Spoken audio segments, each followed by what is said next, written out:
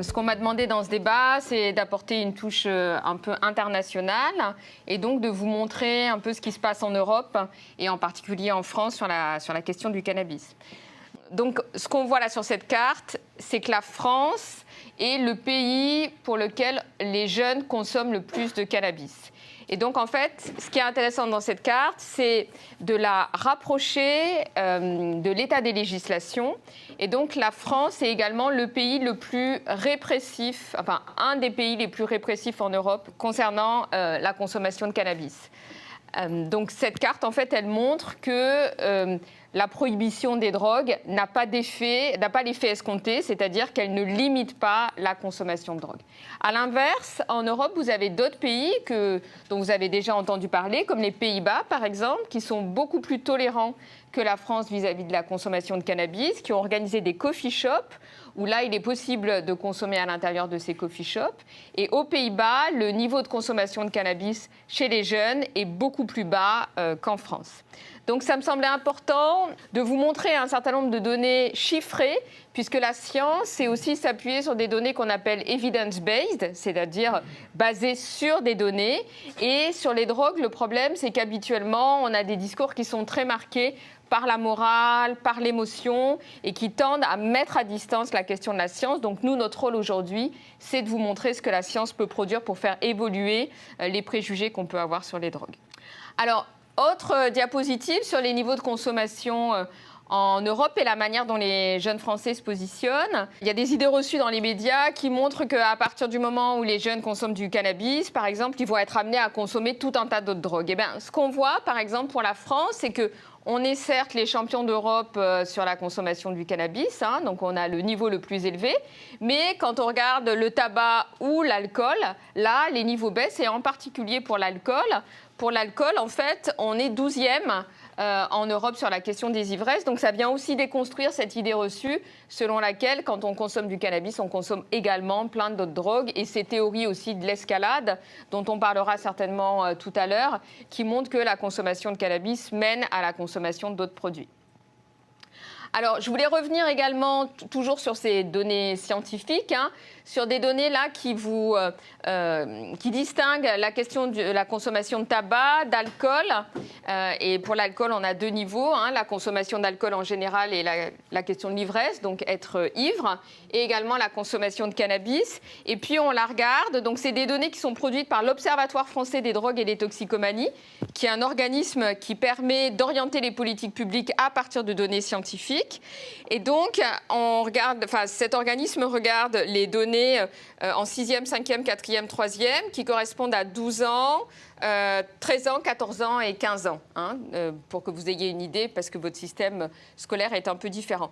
Et déjà, moi, je trouve que l'idée importante dans ce graphique, c'est de voir qu'on parle beaucoup du cannabis, mais le niveau de consommation de cannabis, tant pour l'expérimentation que pour l'usage récent, en fait, il est très bas par rapport aux autres produits.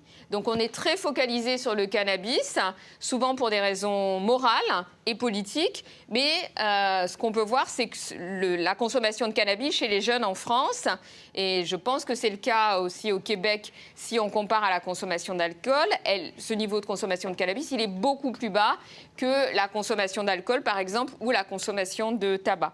En France, les premières causes de mortalité, elles sont liées au tabac et à l'alcool. On a 72 000 morts par an en France qui sont liées au tabac et 48 000 qui sont liées à l'alcool, alors que pour le cannabis, pour le moment, on a très peu de données, mais on sait qu'on est très en deçà de ces chiffres-là. Et les principaux risques de mortalité qui sont liés au cannabis, c'est lié au tabac, en fait, qui est associé à la consommation, à certaines formes de consommation de cannabis. Donc je pense que c'est important aussi parfois de regarder la question du cannabis à distance et puis en la regardant de manière plus globale avec l'ensemble des autres produits et quelle est la place en fait du cannabis par rapport aux autres produits. Et donc on y reviendra à plusieurs reprises, mais les dommages liés à l'alcool sont beaucoup plus importants que les dommages liés au cannabis. Alors là, sur ce graphique, ce qu'on voit également, donc c'est encore des données donc, de l'OFDT, c'est qu'en France actuellement, même si on est les champions d'Europe par rapport à la consommation de cannabis, on assiste à un événement auquel on ne s'attendait pas, c'est-à-dire qu'on voit une baisse de la consommation de tous les produits chez les jeunes. Donc on a une baisse de la consommation de tabac qui a commencé depuis quelques années. On a une baisse de la consommation d'alcool qui a commencé également, on le voit là, à peu près en 2008 et donc qui se poursuit. Et pour le cannabis, en fait, la baisse, elle est très récente. Elle date de 2014. Donc le cannabis, c'est le dernier produit pour lequel on a observé une baisse actuellement en France. Et donc on est en train de se demander, de se poser des questions en se demandant pourquoi les jeunes Français, tout d'un coup, alors que sur le cannabis, en tout cas, il n'y a pas eu d'événement particulier, se mettent à diminuer leur consommation. Pour le tabac, on a des explications, c'est-à-dire qu'en France, en fait, il y a des politiques de santé publique très volontaristes qui ont été faites sur le tabac. Et donc, on observe actuellement une dénormalisation de la consommation de tabac. Dans ma génération, donc il y a une trentaine d'années, quand j'étais jeune, le tabac était valorisé, il y avait beaucoup de marketing social lié au tabac. Il y avait beaucoup de cigarettes également qu'on pouvait voir au cinéma, donc des acteurs qui pouvaient consommer. Donc c'était associé à des images de beauté, de starification. Et puis on a eu des lois de santé publique qui ont interdit l'usage du tabac dans les lieux publics fermés. Auparavant, on fumait par exemple dans les hôpitaux. Maintenant, c'est totalement interdit. C'est interdit également de fumer sur le lieu de travail. Ce qui fait que les jeunes actuellement en France ont intégré les risques liés au tabac, ce qui n'était pas le cas de notre génération.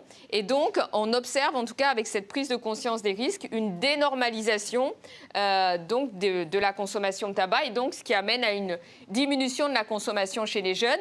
Et pour le cannabis, c'est tellement récent qu'on est en train, en tout cas, de s'interroger d'un point de vue sociologique sur les raisons qui pourraient amener à cette diminution de la consommation qui est récente. Alors, je voulais terminer également sur les raisons qui amènent à consommer des produits. Donc là, encore une fois, c'est une enquête de l'OFDT, mais là qui est basée à la fois sur des données quantitatives et sur des données qualitatives.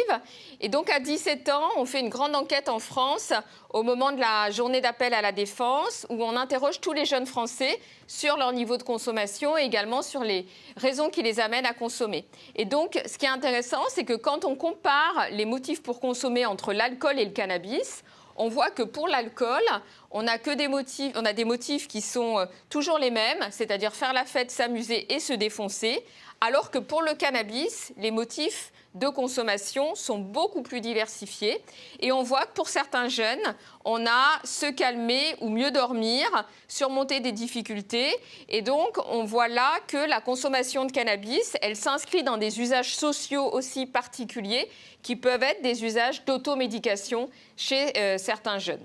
Et donc, ça renvoie également aux usages thérapeutiques du cannabis qui peut avoir des effets antidépresseurs, calmer l'anxiété, etc.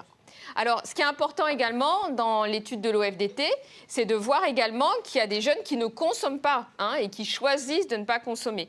Et donc, le débat qu'on a actuellement donc, sur la légalisation, il est important pour sortir du tabou sur les drogues, sortir du tabou sur le cannabis et pouvoir parler de manière éclairée sur la question des drogues pour améliorer la prévention.